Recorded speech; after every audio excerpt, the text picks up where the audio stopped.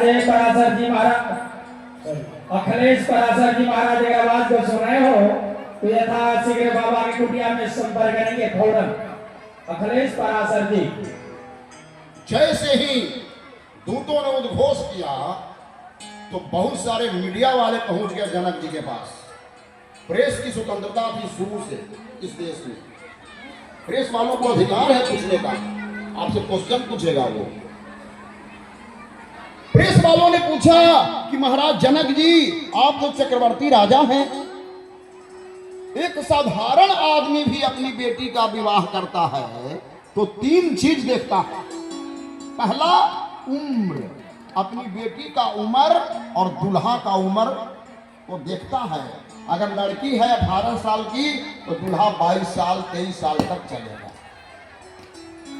दूसरा जाति, अपनी जाति। तीसरा गोत्र। आपने कह दिया कि जो कोई तोड़ दे, और तुलसी बाबा ने लिखा कि भूपति नाना आए सुनी हम जो पन ठाना, और दीप दीप के भूपति नाना। नाना किसको कहते हैं? जिसकी उम्र कम से कम 50 साल की हो गई है वही नाना बनेगा। कोई नाना के उम्र के राजा है प्लस 60 वाले 60 साल के, और आपकी बेटी है 8 साल की, तो 8 साल की बेटी का 60 साल के दूल्हा से विवाह होगा। अगर कोई राक्षस तोड़ दिया धनुष तो उस राक्षस से आप क्षत्रिय कुल के राजा हो, अपनी बेटी का विवाह कर दोगे। न आप उम्र देखे, न जाति देखे, न गोत्र देखे, ऐसे ही कह दिया जो कोई तोड़ दे। इसके पीछे क्या आपका राज है?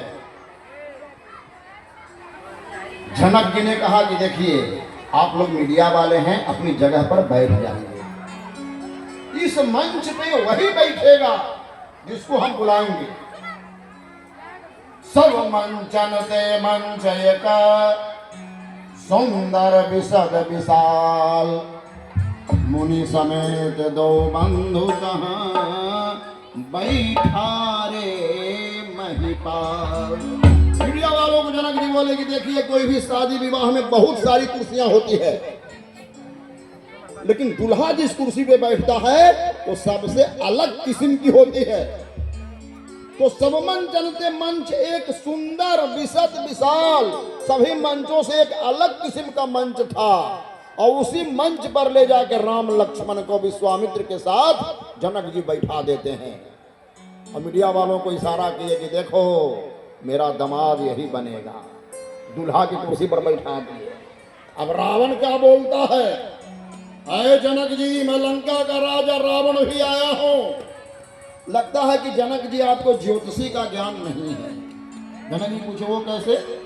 अरे महाराज पहली राशि जो होती है वो कन्या तब धनु, तो तुम हमको अपनी कन्या दे दो और बाद में हम धनुष तोड़ देंगे।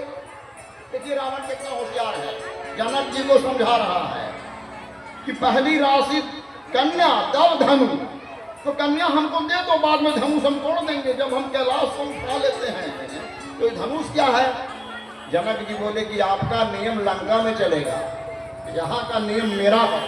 पहले धनुष टूटेगा तब हम कन्या देंगे। रावण लगा के अपनी जगह पर बैठ गया। अब जनक जी ने कहा कि सभा की कार्यवाही शुरू की जाती है। राजा लोग एक एक करके उठते हैं, धनुष के पास आने लगे। उठाना तो दूर रहा, धनुष पर ही राजा गिर पड़ते हैं, और धनुष राजा की सारी शक्ति को खींच लेती है। अधिक अधिक गरुड़ाई। क्यों ऐसा क्यों हो रहा है? फुलवारी में जब सीता जी गई थी पूजा करने पार्वती जी की, तो एक बार पूजा की और दोबारा जब गई तो प्रार्थना की। अनशन पर बैठ गई सीता जी और पार्वती जी को बोली कि तब तक नहीं उठूंगी जब तक आप हमको वरदान नहीं दे दोगे। पार्वती बोली कि कौन सा वरदान चाहती हो? सीता बोली कि मैं यही चाहती हूँ कि हमारे पिताजी प्रतिज्ञा कर लिए हैं कि जो धनुष तोड़ेगा उसी से मेरा विवाह होगा। तो धनुष केवल राम से ही टूटे। मैं राम से प्रेम करती हूँ। आज क्या होता है, आज लड़की अगर प्रेम करती है किसी लड़का से और लड़का करता है प्रेम किसी लड़की से और दोनों विवाह करना चाहते हैं, लड़का बोलता है कि अपने माता पिता से तुम पूछो क्या कहते हैं, क्योंकि मैं तुमसे प्रेम करता हूं दुर्गा समझ के और तुम्हारा बाप हमको काट देगा मुर्गा समझ के। विवाह नहीं होगा क्योंकि प्रेम सच्चा नहीं है। सीता जी बोली कि धनुष उसी से टूटना चाहिए जिसको मैं चाहती हूं। पार्वती जी टेलीफोन करती है शंकर जी के पास, हेलो हेलो। शंकर जी बोले कैलाश से कि हाँ मैडम बोलो बोलो। मैं बोल रही हूं भोलेनाथ कि धनुष है आपका और आपका चेला रावण भी आया हुआ है और राम भी आए हुए हैं। धनुष राम से टूटना चाहिए। सीता जी जानती है कि किसी कार्य को अगर कराना है अफसर से तो मैडम को पैरवी करा दो, मैडम को पटा लो। मैडम अगर अपने स्वामी जी से कह देगी काम आपका हो जाएगा। बोली कि आप जल्दी बोलिए धनुष राम से ही टूटना चाहिए। शंकर जी बोले कि मेरा चेलवा भी आया हुआ है, जाओ मैं वचन देता हूं पार्वती कि मैं स्वयं वहां पे आऊंगा।